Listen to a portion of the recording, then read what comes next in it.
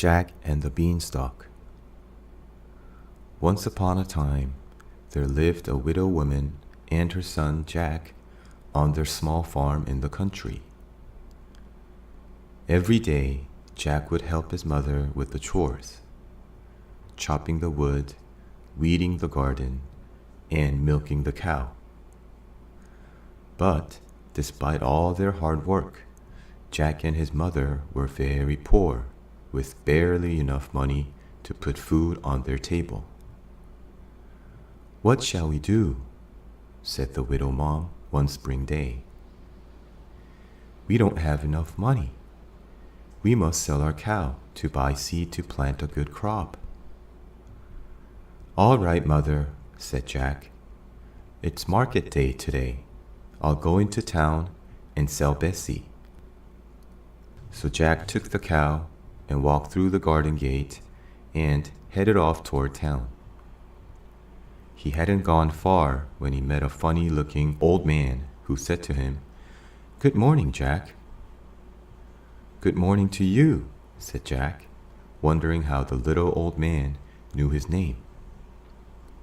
"Where are you off to this fine morning?" asked the man. "I'm going to market to sell my cow, Bessie." "Well, what a helpful son you are," said the man. "I have a special deal for such a good boy like you."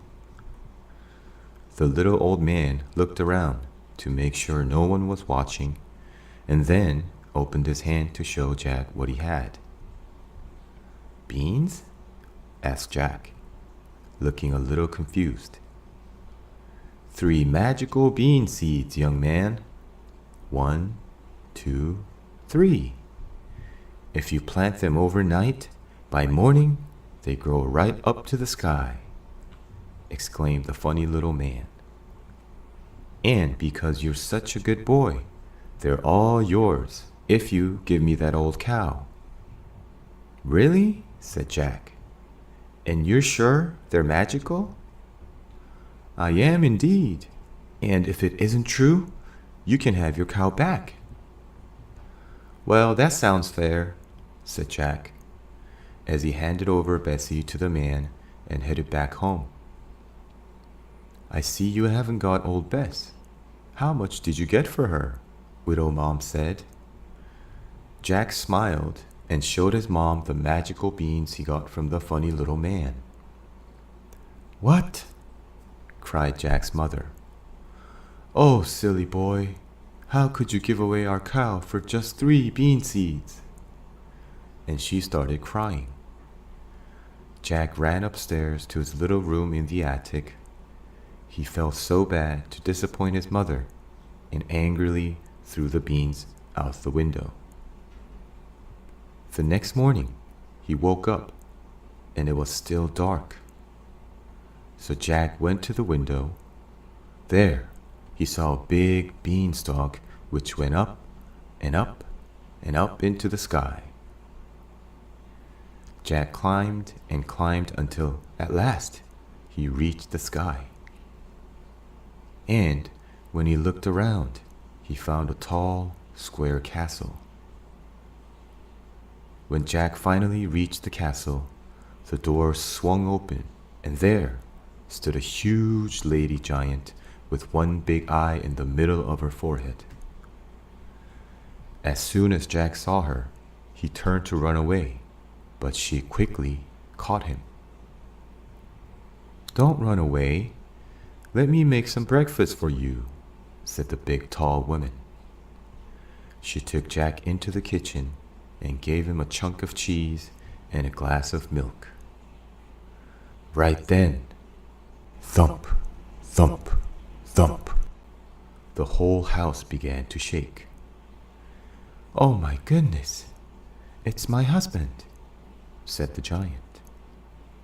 "There's nothing he likes better than boys on toast. Here, quick, jump in here." She hid Jack into a large pot on the stove. "I'm ready for breakfast. I'm so hungry." "Wait, what's this smell?"